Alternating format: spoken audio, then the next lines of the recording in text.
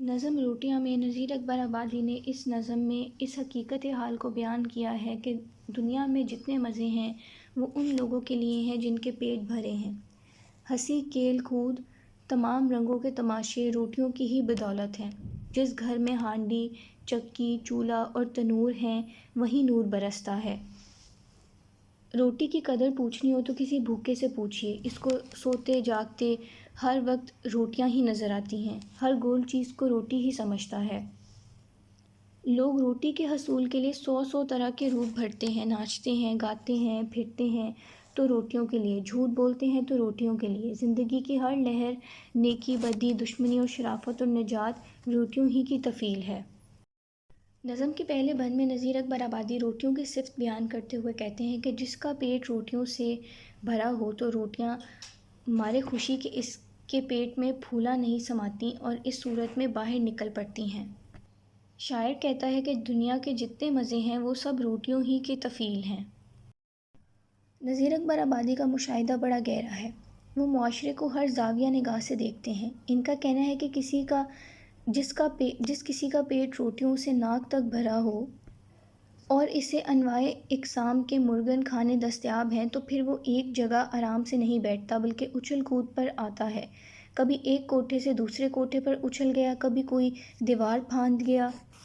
تاک جھانک، ہنسی مذاق اور عیش و عشرت اس کا شیوا ہے۔ شرافت سے اس کا کوئی سروکار نہیں۔ دراصل وہ ان رذیل حرکات کا ارتکاب اس لیے کرتا ہے کہ اس کا پیٹ ناک اور حلق تک روٹیوں سے بھرا ہوا ہے۔ اس بند میں روٹیوں ہی کے حوالے سے نذیر لکھتے ہیں کہ جس گھر میں ہنڈیاں چڑھتی ہے، چولہے پر توا رکھا جاتا ہے، تنور پر روٹیاں پکتی ہیں تو سمجھ لیجئے وہاں پر خدا تعالیٰ کی بڑی مہربانیاں ہیں۔ سب سے بڑی مہربانی تو یہی ہے کہ گھر کے سب افراد کو روٹی میسر ہے، پیٹ بھرتا ہے۔ چنانچہ آپ چولہے کی آگ کو آگ مت سمجھ لیجئے بلکہ یہ تو وہ خاص نور ہے جو قدرت کاملہ سے مختص ہے۔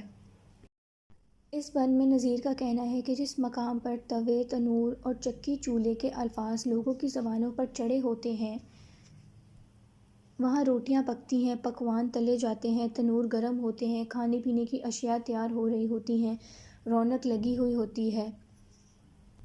چنانچہ اگر آپ مسلمان ہیں تو اس جگہ کو سلام کیجئے اور اگر آپ ہندو ہیں تو سر جھکا کر ڈنڈوت کیجئے اور آداب کہیے کیونکہ یہ جگہیں خاص اور متبرک ہیں۔ یہی وہ جگہیں ہیں جہاں اللہ تعالیٰ کا خاص فضل ہوتا ہے۔ ان کے مقابلے میں ایسی جگہیں جہاں نہ چولہا جلتا ہے اور نہ ہی روٹیاں پکتی ہیں اور لوگوں کو بھوکا ہی رہنا پڑتا ہے، چہرے کی رونقیں روٹی ہی کی وجہ سے ہیں۔ اس بند میں نذیر اکبر آبادی روٹی کو نور قرار دیتے ہیں، یہاں تک کہ وہ آٹے کو بھی خدا کا نور کہتے ہیں۔ ان کے نزدیک جب روٹی آدمی کے پیٹ میں جاتی ہے تو اس کی آنکھوں کے سامنے 14 طبق روشن ہو جاتے ہیں اور آنکھوں کا نور بڑھ جاتا ہے۔ سب روٹیوں کی کرامات ہیں۔ چنانچہ شاعر کا کہنا ہے کہ روٹیوں کے نور سے دل نور پور ہو جاتا ہے۔ جب چھلنی سے آٹا چھنتا ہے تو اسے غور سے دیکھیے، سفید آٹا نور ہی نظر آئے گا۔ بھوکے کے لیے تو روٹی ہی کلمہ ہے، روٹی کے بغیر آدمی کو کچھ نہیں سوچتا۔ نذیر اکبر آبادی نے اس بند میں روٹیوں کی بڑی دل نشیں مثال دی ہے۔ ان کا تمثیل کے انداز میں کہنا ہے کہ کسی شخص نے یہ کسی فقیر کامل سے معرفت کے رنگ میں دریافت کیا کہ خدا تعالیٰ نے اس دنیا کو کیوں خلق کیا ہے، اس نے سورج اور چاند کو کیوں پیدا کیا ہے۔ تو درویش نے جواب دیا کہ بابا تمہارا بھلا کرے اور تمہیں خوش رکھے، ہم نے چاند اور سورج نہیں سمجھتے چونکہ بھوکے رہتے ہیں، اس لیے ہمیں تو یہ گول گول روٹیاں کی مانند پکی پکائی روٹیاں ہی نظر آتی ہیں۔ شاید اس لیے یہ کہاوت مشہور ہوئی کہ جب کسی نے کسی بھوکے سے پوچھا کہ 2 اور 2 کتنے ہوتے ہیں تو جواب ملا کہ 4 روٹیاں۔ اس بند میں نذیر روٹیوں کی توصیف کرتے ہوئے کہتے ہیں کہ میں روٹیوں کی کرامات کہاں تک بیان کروں۔ جس آدمی کے پیٹ میں روٹیاں نہ آتی ہیں، اسے میٹھی میٹھی باتیں کرنا آ جاتی ہیں، وہ بولتا ہے تو کانوں میں رس گھولتا ہے، اسے اپنے گرد و پیش رونق ہی رونق نظر آتی ہے۔ دو نوالے حلق سے نیچے اترنے کی دیر ہے کہ وہ آسمان پر اڑنے لگتا ہے۔ جیسا کہ نذیر نے ایک دوسری جگہ کیا خوب کہا ہے، کھاتے ہی 2 تر نوالے آسمان پر پیر ہے، آسماں کیا پھر تو خاصے لامکاں کی سیر ہے۔ زیر نظر بند میں نظیر روٹیوں کا وصف بیان کرتے ہوئے کہتے ہیں کہ پیٹ روٹی مانگتا ہے، اگر پیٹ میں روٹی نہ جائے تو وہ پھر کسی کام میں دل نہیں لگتا، نہ سیر سپاٹے کی خواہش ہوتی ہے اور نہ ہی عبادت ریاضت میں دل لگتا ہے۔ نظیر کا مزید کہنا ہے کہ بھوکے پیٹ تو بھجن بھی نہیں ہوتا، اور چنانچہ اللہ کی یاد بھی روٹیاں ہی دلاتی ہیں۔ نظیر کے کہنے کا مفہوم یہ ہے کہ روٹی دنیا کی سب سے بڑی حقیقت ہے، لیکن یہ بات سمجھنے کی ہے۔ اس بند میں نظیر کا کہنا ہے کہ وہی صاحب کمال اور خدا شناس اور ولی کامل کہلا سکتا ہے جس کے آگے دسترخوان تیار ہے اور جس کے آگے روغنی روٹیوں اور شیر مال کے تھال پڑے ہوئے ہیں۔ اس بند میں نظیر نے اس حقیقت حال کو بیان کیا ہے کہ دنیا میں جتنے بھی لوگ ہیں وہ روٹی پانی کے لیے مختلف ہیلے کرتے ہیں، مقصد وہی دو روٹیاں ہوتی ہیں۔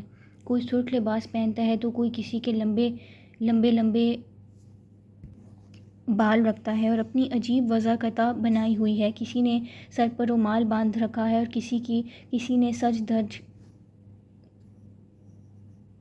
کر مختلف روپ اپنائے ہوئے ہیں۔ لوگ مختلف پیشے اختیار کرتے ہیں اور مختلف ہنر سیکھتے ہیں، وہ بھی پاپی پیٹ کے لیے۔ پیٹ روٹی مانگتا ہے، گویا روٹیوں کے لیے آدمی کیا کچھ کرنے پر مجبور ہے۔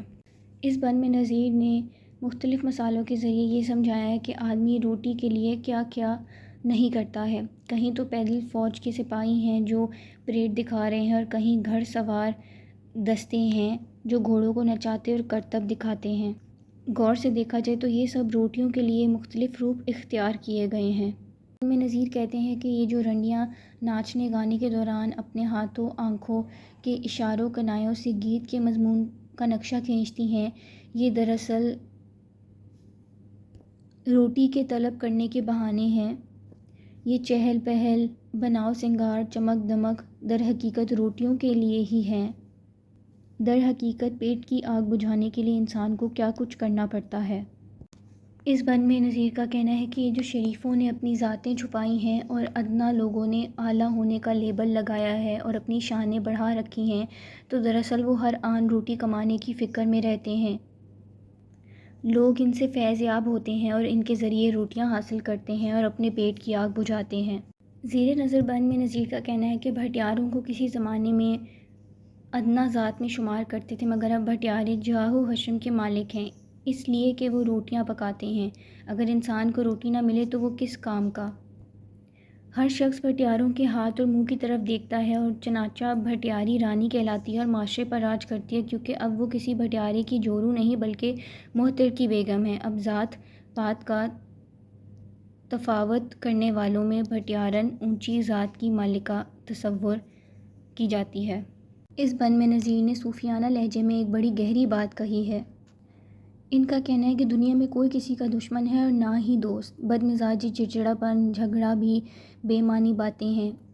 یہاں کوئی کسی کا نہ کسی کا کوئی ہے، بلکہ سب اس بات کا کلمہ پڑھتے ہیں کہ جس کے ہاتھ میں روٹی ہے، یعنی جس کے ہاتھ میں روزی اور روزی بانٹنے کا سامان ہے۔